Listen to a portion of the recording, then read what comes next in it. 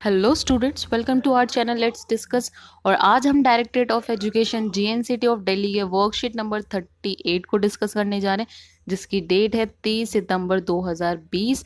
Subject है science और class है 9वीं। तो चलिए स्टार्ट करते हैं। सबसे पहले स्टूडेंट्स आप यहाँ अपना नेम मेंशन करेंगे, अपने क्लास टीचर का नेम मेंशन करेंगे। तो चलिए स्टार्ट करते हैं। आज के वर्कशीट का जो टॉपिक है वो है बल। ठीक है, ये चैप्टर कौन सा है? बल तथा गति के नियम।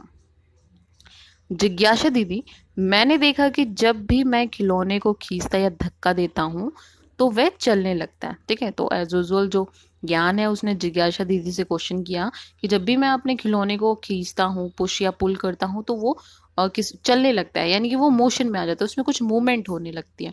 क्या हमें किसी वस्तु को चलाने के लिए बल लगाना ही पड़ता है?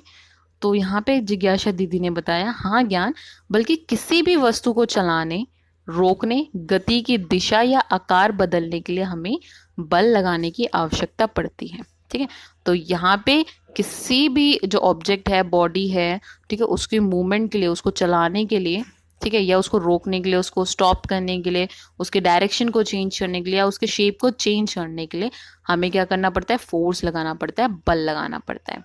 ठीक है, तो आगे देख लेते हैं। ओके, जैसे किसी रबड़ बैंड को खींचना, ट्रॉली को ढकेलना, चलती कार में ब्रेक लगाकर रोकना। ठीक है, तो ये सारे ही बल के उदाहरण हैं। ठीक है, अगर किसी रबड़ बैंड को आप खींचते हैं, उसे स्ट्रेच करते हैं, तो उस पर भी फोर्स लगाते हैं। ठीक है, अगर ट्रॉली को ढकेल रहे हैं, आपको घर से मार्केट तक पहुंचाना है, तो उसको भी आपको बल लगाना पड़ेगा। चलती कार पे अगर ब्रेक लगाना है, उसको रोकना है, तो भी आप पे उसको फोर्स देना पड़ेगा, उसको उस पर बल लगाना पड़ेगा। या आटा गूंदना, आटा गूंदने के लिए भी आपको क्या करना पड़ता है? बल लगाना पड़ता है। तो ये सारे क्या है? उदाहरण हैं किसके? बल के। लेकिन कई बार वस्तु पे बहुत बल लगाने पर भी उसमें कोई गति नहीं होती। ठीक है, लेकिन यहाँ पे एक ऐसा भी केस है जहाँ पे हम किसी वस्तु पे बल तो लगा रहे हैं, लेकिन उसमें कोई मूवमेंट नहीं हो रही, उसमें कोई गति नहीं हो रही। ठीक है, जैसे यदि दो व्यक्ति एक भारी मेज या पिंड को विपरीत दिशा या विपरीत तरफ से क्या करें? धक्का दें, या रस्सा कसी के खेल में दोनों तरफ के खिलाड़ी एक जैसा बल लगाएं, तो मेज या रस्सी बिल्कुल नहीं हिलती। तो यहाँ पे कह रहे हैं कि जैसे इस पिक्चर में भी दे रखा है आपको कि जो दो व्यक्ति हैं वो क्या कर रहे हैं? विपरीत दिशा से क्या लगा रहे हैं? धक्का लगा रहे हैं, फोर्स लगा रहे हैं, बल लगा रहे हैं। ठीक है, और जो इस पिक्चर में है कि जो दो टीम है, जो दो खिलाड़ी हैं दो टीम के, वो क्या कर रहे हैं? एक रस्सी को क्या कर रहे हैं? उस पर फोर्स लगा रहे हैं, बल लगा रहे हैं। लेकिन यहाँ पे जो रस्सी है उसमें कोई मूवमेंट नहीं है। ठीक है, उसमें कोई गति नहीं होती, वो बिल्कुल नहीं हिलती। तो जब दोनों व्यक्ति या टीम विपरीत तरफ से बराबर बल लगाते हैं, तो उनके बल आपस में ही खत्म होकर कुल बल शून्य हो जाता है। ठीक है, तो समझने वाली बात यहाँ पे है स्टूडेंट्स कि जब क्या कहते हैं कि विपरीत दिशा में किसी भी ऑब्जेक्ट, किसी भी जो क्या वस्तु है, उस पे बराबर बल लगाया जाता है, तो उस पे जो बल है वो आपस में ही खत्म हो जाता है। तो जो नेट जो फोर्स निकलता है या कुल बल जो निकलता है वो क्या निकलता है? शून्य निकलता है। ठीक है, तो ऐसे बलों को हम क्या कहते हैं? संतुलित बल कहते हैं। ऐसे बलों को हम क्या कहते हैं? संतुलित बल कहते हैं। ठीक है, जब किसी भी वस्तु पे विपरीत तरफ से बराबर बल लगता है तो बल आपस में ही खत्म होकर शून्य बल हो जाते हैं। तो ऐसे बलों को हम क्या कहते हैं? संतुलित बल कहते हैं। ठीक है, मेज या रस्सी तभी हिलती है जब दोनों व्यक्ति या खिलाड़ी एक दिशा में बल लगाएं या एक तरफ का बल दूसरी तरफ के बल से ज्यादा हो। ठीक है, अब किस केस में, ठीक है, वो जो ऑब्जेक्ट है, जो वस्तु है, वो मूव करेगी, उसमें गति आएगी। तो या तो वो दोनों व्यक्ति, मान लीजिए इसी पिक्चर में, या तो वो दोनों व्यक्तियों में से एक व्यक्ति क्या है? ज्यादा बल लगाए। ठीक है, तो वो जो वस्तु है वो क्या हो? गति में आएगी। या फिर ये दोनों वस्तु एक ही तरफ आ जाए और एक ही तरफ से उसको धक्का दें, तो भी क्या होगा? वो वस्तु गति में आ जाएगी। तो यहाँ पे क्या है कि जो बल लग रहा है वो क्या है? संतुलित नहीं है, वो क्या है? असंतुलित है, बराबर नहीं है। तो ऐसी स्थिति में जो बल होगा वो क्या होगा? असंतुलित हो जाएगा और वस्तु ज्यादा बल की दिशा में हिलने लगती है। ठीक है, और जिस तरफ से ज्यादा बल लगेगा वो उसी साइड से क्या करेगी? मोशन में आएगी, मूव करेगी। तो ऐसे बल को हम क्या कहते हैं? असंतुलित। तो यहाँ पे आपने समझा संतुलित बल और असंतुलित बल। चलिए आगे इसी से रिलेटेड पॉइंट्स पढ़ लेते हैं। कोई भी बल अकेला नहीं होता, ठीक है। हम बल हमेशा कैसे होते हैं? जोड़ों में होते हैं, ठीक है। अपोजिट साइड से बल लगता ही लगता है। यह दोनों बल हमेशा विपरीत दिशा में कार्य करते हैं। और कोई भी जो फोर्स है जब किसी ऑब्जेक्ट पे लगता है तो वो अपोजिट डायरेक्शन में लगते हैं और दो फोर्स लगते हैं, ठीक है। जब भी दोनों में एक बल दूसरे से ज्यादा होता है तो गति आती है, ठीक है।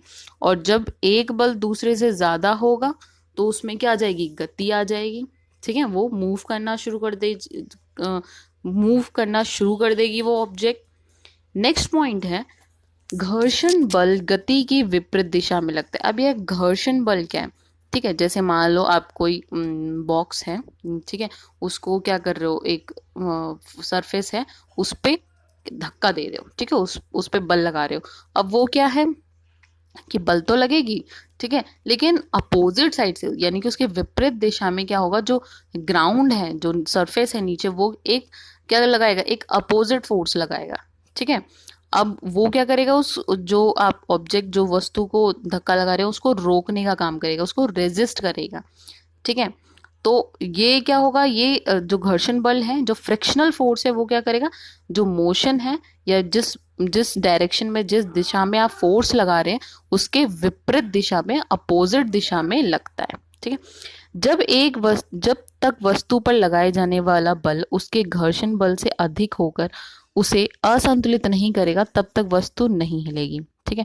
तो यहाँ पे क्या है कि आप जब बल लगा रहे हैं किसी वस्तु पे, तो वो बल क्या होना चाहिए? उसके घर्षण बल से ज्यादा होना चाहिए, ठीक है। और उसे असंतुलित नहीं करेगा, मतलब उसे अनबैलेंस करना पड़ेगा। घर्षण बल से ज्यादा होगा तो वो तो असंतुलित होगा ही, तब तक वस्तु नहीं हिलेगी। तो जब असंतुलित होगा तभी क्या होगा? वस्तु गति में आएगी। किसी भी पिंड पर लगने वाला संतुलित बल उसकी गति प्रदान करता है, ठीक है।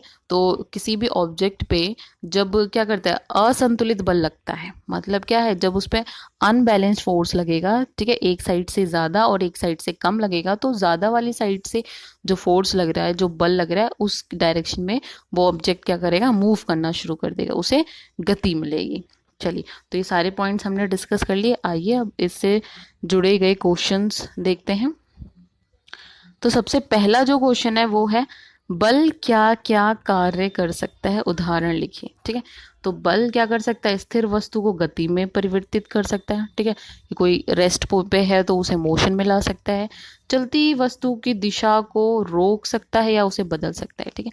या फिर कोई अगर चलती हुई वस्तु है, मोशन में कोई ऑब्जेक्ट है, तो उसे क्या कर सकता है? उसे स्टॉप कर सकता है, उसकी डायरेक्शन को चेंज कर सकता है, और बल लगाकर किसी वस्तु के आकार को भी बदल सकता है, ठीक है। और बल लगाकर क्या कर सकते हैं? किसी वस्तु के आकार को ही बदल सकता है। जैसे कोई रॉड हो गया, उसको हम बीट करें तो उसको हम किस में कन्वर्ट कर सकते हैं? एक फ्लैट से शीट में कन्वर्ट कर सकते हैं, ठीक है। तो उसका आकार क्या हो गया? चेंज हो गया। ऐसे ही अगर मान लो क्या कि क्रिकेट है, ठीक है, अगर उसमें जो सचिन तेंदुलकर है, उन्होंने क्या किया? बॉल को हिट किया, छक्का मारा, तो अब क्या है? वो बॉल तो मोशन में आई, ठीक है, वो तो गति में थी और गति में ही गई, लेकिन जिस डायरेक्शन में आई थी वो उसके विपरीत या फिर दूसरे डायरेक्शन में गई। तो इसे हम क्या कह सकते हैं कि जो वस्तु है उसकी दिशा को उसने बदल दिया, ठीक है, किसने? बल ने। तो ये सब कार्य बल कर सकती है। उदाहरण के लिए कुर्सी को हिलाना, ब्रेक आदि लगाकर बस को रोकना। चलिए अगला क्वेश्चन देख लेते हैं। घर्षण बल किस दिशा में कार्य करता है? तो घर्षण बल हमेशा गति के विपरीत दिशा में काम करता है, ठीक है। अगर ये बॉक्स है, अगर फोर्स हम यहाँ लगा रहे हैं, बल यहाँ लगा रहे हैं, तो फ्रिक्शनल फोर्स या तो इस साइड से लगेगा, ठीक है, और जो सरफेस है, अगर रफ सरफेस है तो ये क्या करेगा? इस साइड से लगेगा, ठीक है, नीचे से लगेगा, इसको रेजिस्ट करेगा। चलिए आगे देख लेते हैं क्वेश्चन नंबर 3। क्या किसी वस्तु को गति देने के लिए उस पर बल लगाना जरूरी है? बिल्कुल, किसी वस्तु को गति देने के लिए उस पर बल लगाना जरूरी है, ठीक है। आप इसमें और भी पॉइंट्स लिख सकते हैं, क्यों लगाना जरूरी है, उदाहरण लिख सकते हैं। चौथा जो प्रश्न है वो है फर्श पर लुढ़काई गई एक गेंद और कारपेट पर लुढ़काई गई एक गेंद में कौन सी गेंद पहले रुकेगी और क्यों? तो ये क्या है? फर्श है, ठीक है। फर्श आपको पता है थोड़ी स्मूथ होती है, तो यहाँ पे अगर कोई बॉल को पे बल लगाया जा रहा है, लुढ़काया जा रहा है, उस पे फोर्स लगाया जा रहा है, और यहाँ ये क्या है, आपका कारपेट है। ठीक है, ये क्या है, कारपेट है, जिसकी सरफेस क्या होती है, थोड़ी रफ होती है। आपने देखा होगा घरों में कारपेट होता है। ठीक है, ये आपका क्या है, फर्श है। ठीक है, ये सरफेस है आपका, या फ्लोर कह लो, ये क्या है, फ्लोर है। तो इस केस में क्या है, जो बॉल है वो क्या होगा, स्मूथ सरफेस पे जा रहा है। ठीक है, यहाँ क्या कहते हैं, जो सरफेस है वो बिल्कुल स्मूथ है, तो यहाँ पे लेस फ्रिक्शन होगा, जो घर्षण होगा वो कम होगा। तो घर्षण कम होने की वजह से जो गति है वो क्या होगी, ज्यादा होगी। ठीक है, गति क्या होगी यहाँ पे, ज्यादा होगी।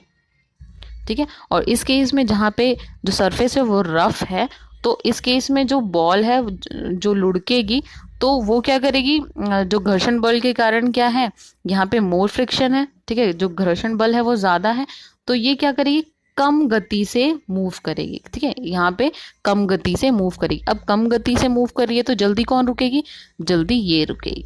ठीक है, तो कारपेट पे लगाई गई गेंद पहले रुकेगी, क्योंकि वहां घर्षण बल अधिक प्रभावशाली है। ठीक है, घर्षण बल यहाँ पे अधिक है, और जो गति है वो क्या हो रही है, कम हो रही है। ठीक है स्टूडेंट्स, चलिए आगे देख लेते हैं।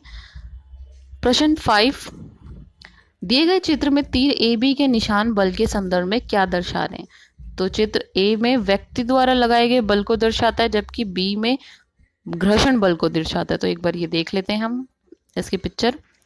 तो ये रहा चित्र। ठीक है, तो यहाँ पे जो ए तीर है वो क्या दर्शा रहा है, जो एक्सर्टेड फोर्स लग रहा है। ठीक है, जो बल लगाया जा रहा है, और बी जो है वो क्या है, अपोजिट डायरेक्शन में है, तो ये क्या है, आपका घर्षण बल है। तो स्टूडेंट्स, आपका वर्कशीट यहीं पे फिनिश होता है। आई होप आपको वीडियो अच्छी लगी हो, तो वीडियो को लाइक कीजिए, कमेंट कीजिए, और चैनल को ज़रूर सब्सक्राइब कीजिए। Thank you so much, bye bye, take care.